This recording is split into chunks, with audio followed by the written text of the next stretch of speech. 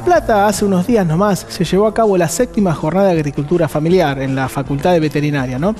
Y es una muy buena oportunidad para hacer un diagnóstico de cómo se encuentra la agricultura familiar, tanto desde las políticas como de los productores. Para eso estamos acá en el piso con Ezequiel Cáceres, Ezequiel Weiner y Guillermina Ferraris. ¿Qué tal? ¿Cómo están, chicos? ¿Bien? ¿Qué tal? Ahí me acordé los nombres sin machete, sin nada. Muy bien. Bueno, ¿Qué tal?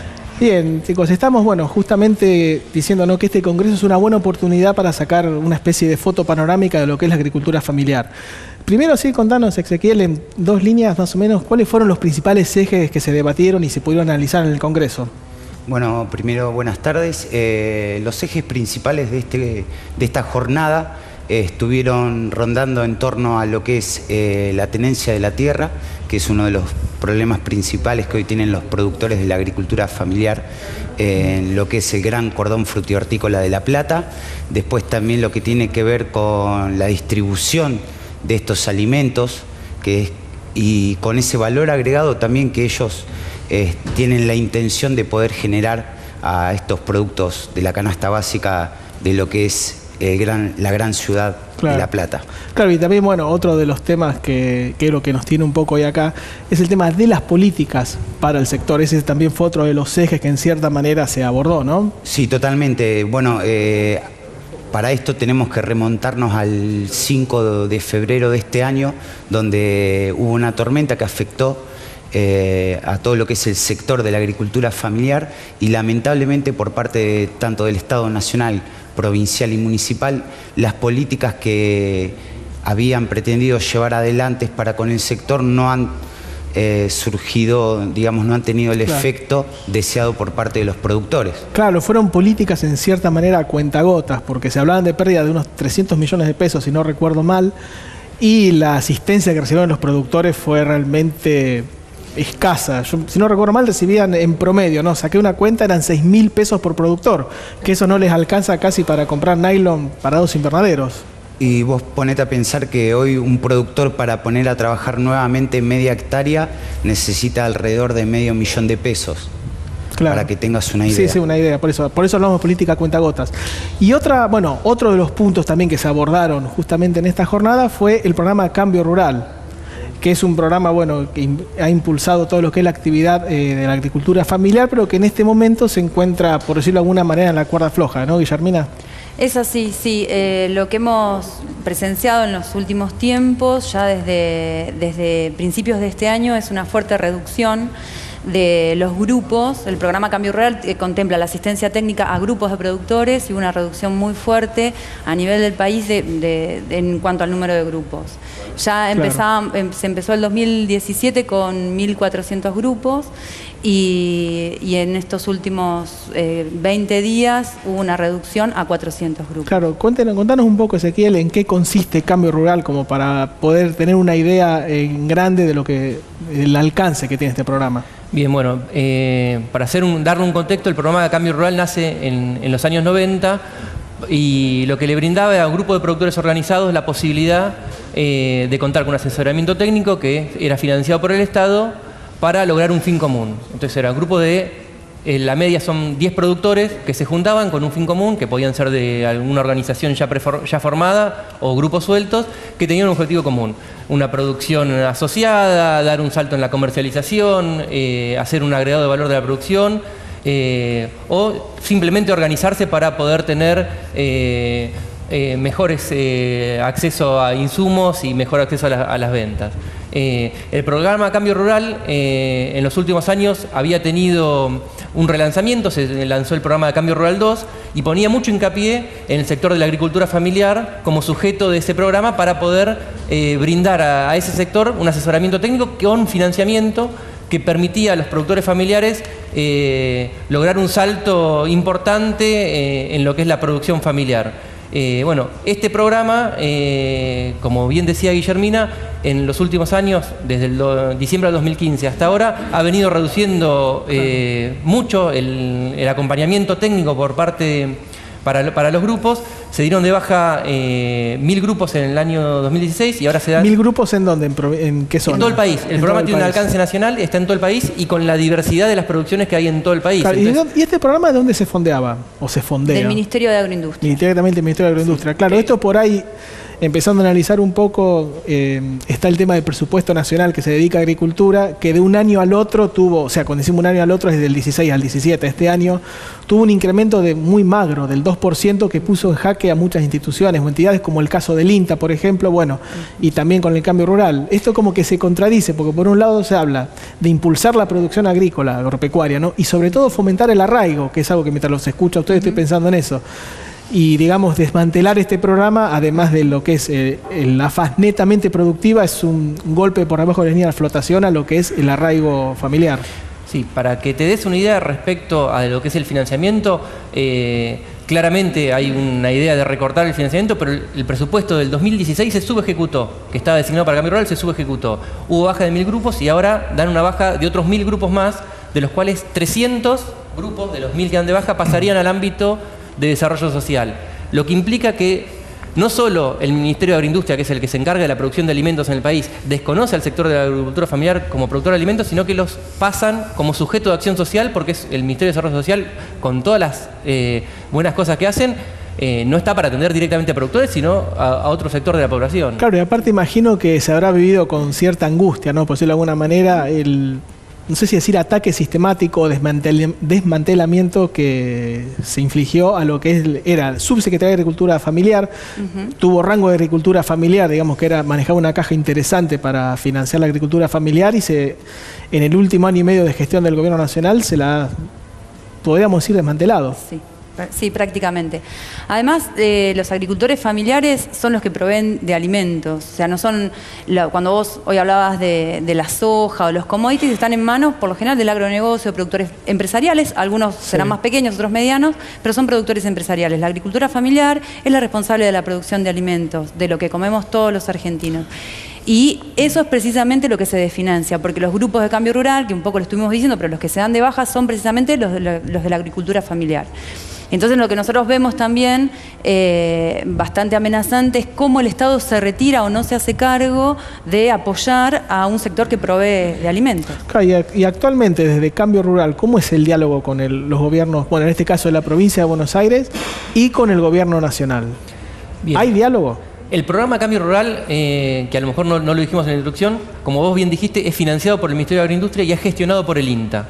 Nosotros todo el diálogo que estamos teniendo es con el INTA y fue siempre con el equipo técnico con el cual nosotros elevamos los informes de nuestro trabajo, acordamos acciones conjuntas, etc. Con la parte del Ministerio de Agroindustria no hemos tenido contacto. Hace 20 días en La Plata hubo una reunión.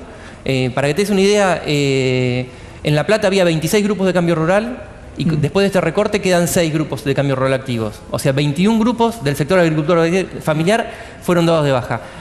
Vino una persona del Ministerio de Agroindustria a dar la cara, a decir cómo era la realidad y decir, bueno, nosotros decidimos que el sector de la agricultura familiar en transición no es más sujeto de intervención por parte del Ministerio de Agroindustria, queda en manos de Desarrollo Social si lo quiere tomar. Claro, si lo quiere tomar. Y además, claro, el tema acá estamos por ahí poniendo el eje sobre los productores, pero también hay equipos técnicos, digamos. Claro. Contame un poco cómo son los equipos técnicos que trabajaban o siguen trabajando. Por lo general tenemos mucha vocación de trabajar con la agricultura familiar porque los honorarios siempre fueron bajísimos. Estamos hablando de 4.500 pesos de honorarios. Tampoco es cuando nos recortan, lo que recortan tampoco es tan importante. Y por lo general son algunos compañeros que o recién empiezan a trabajar o yo trabajo en la universidad o tenés otros trabajos porque para poder completar un ingreso más o menos. Pero lo que sí tenemos es una fuerte vocación y una convicción de trabajar y de apoyar a la agricultura familiar en procesos digamos, largos, que no tienen que ver con por ahí soluciones técnicas puntuales, como aplicar determinado agroquímico, sino la transición agroecológica, acompañar procesos de comercialización directa, el agregado de valor en origen. Y eso requiere de un acompañamiento técnico y para este sector necesariamente tiene que ser subsidiado por el Estado. Claro, y digamos, estamos hablando de localidades del interior productivo, estamos hablando de arraigo. ¿Cómo es? Se nota mucho la presencia de un grupo de cambio rural en las localidades del interior, ¿no? Sí, por supuesto. Tiene una fuerte presencia. Desde ya, porque una de las cosas que impulsa también el programa Cambio Rural, o que impulsaba por lo menos, era la conformación de grupos. Entonces había muchas veces productores sueltos o vecinos que se conocían pero no llevaban una producción conjunta, y a lo mejor el proyecto del grupo era darle lugar a los hijos para hacer un agregado de valor de la producción con el grupo de hijos o con las mujeres. Entonces permitía vislumbrar una acción distinta que integre a toda la familia desde el proyecto, desde a lo mejor la elaboración de algún producto, sea de origen animal, de origen vegetal. Entonces, bueno, este programa permitía mirar el campo desde otro lado, con productores en el campo, y claramente lo que están haciendo es seguir expulsando con política de Estado a la agricultura familiar del campo. Y Ezequiel, sí, te quería preguntar por el tema político, ¿no? Porque hoy justo estábamos comentando, por ejemplo, que se está registrando mayor importación de carne porcina, y la actividad porcina está vinculada también, más allá de la gran escala, ¿no? Pero está vinculado muy a la pequeña producción. O sea, uno se pone a sumar desmantelamiento de programas, recorte de financiación, incremento en las importaciones. ¿Hacia dónde vamos? Sí, y también yo a esto te agrego también que tenemos que tener en cuenta lo que hace también un mes atrás el presidente de la Nación, cuando decreta el DNU 70, que viene a modificar lo que es la ley migratoria. Acá también hay que hacer hincapié en que lo que es el Gran Cordón Frutihortícola de La Plata, el 90% de estos productores son migrantes bolivianos, paraguayos. Y bueno, ahí también tenemos otro tema que tiene que ver justamente con la persecución para con este sector. No solo te importan alimentos desde el exterior, sino que también te persiguen quitándote derechos justamente que todos los habitantes de nuestro país tenemos. Claro, sí, dije producción porcina, pero peras, manzanas, bueno, y las que se me estarán escapando, que están ingresando. Por ejemplo, acá que se produce cebolla, acá comúnmente en lo que es el Gran Cordón, lo que se produce es hortalizas. Cebolla en este caso, la cebolla en este caso, estaban trayendo cebolla de España. Que afecta, cebolla de España. Sí, que afecta directamente a lo que sí es un... Porque justamente la característica principal de este cordón es que lo que se produce, como bien lo decía Guille, lo que se produce es para los platenses y para los bonaerenses.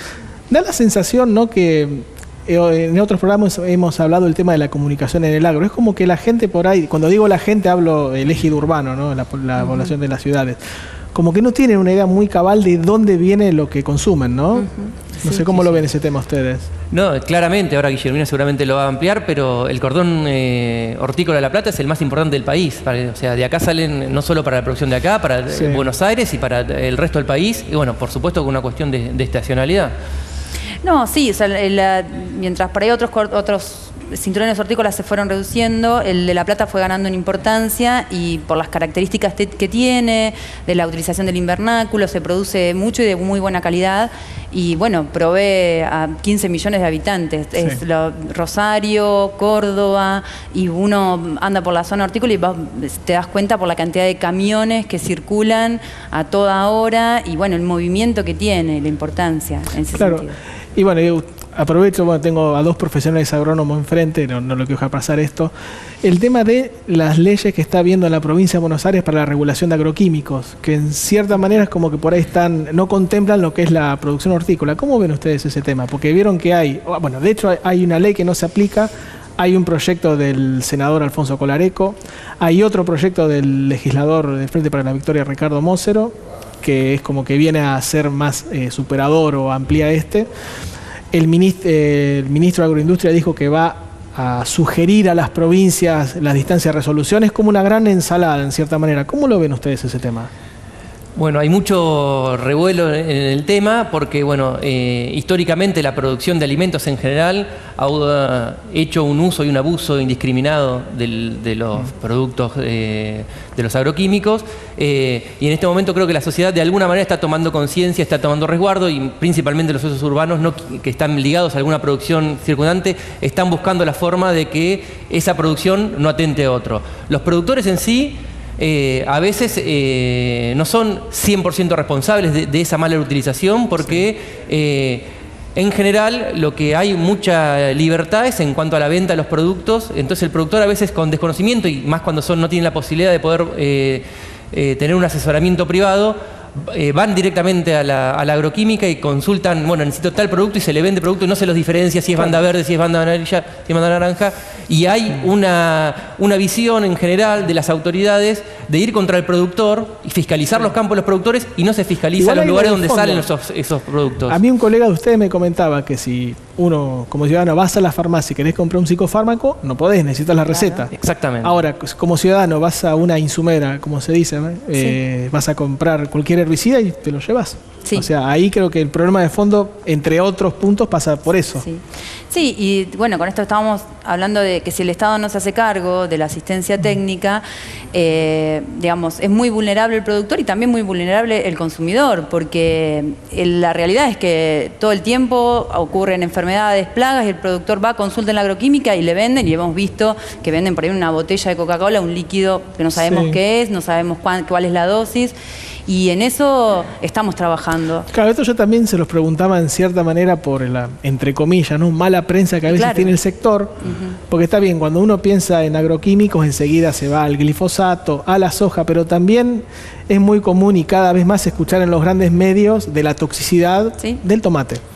Por decir una cosa. Sí, hay casos de intoxicación de cosecheros de tomate. Cosechando el tomate se intoxican porque el tomate tiene una particularidad que a medida que se va cosechando también va produciendo frutos nuevos, tiene un renuevo constante mientras está en la época de cosecha.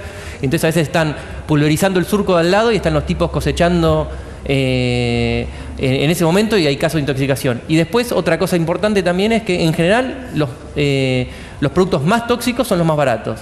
Y cuando no hay una regulación con el tema, a veces se elige por el costo. Claro, que de hecho hay una ley, la 10.699, que no se está cumpliendo y además no contempla lo que es la producción, digamos, las aplicaciones de a pie, porque contempla las aéreas, contempla las terrestres, tanto autopropulsada como de arrastre, pero no contempla la mochilita, en cierta manera.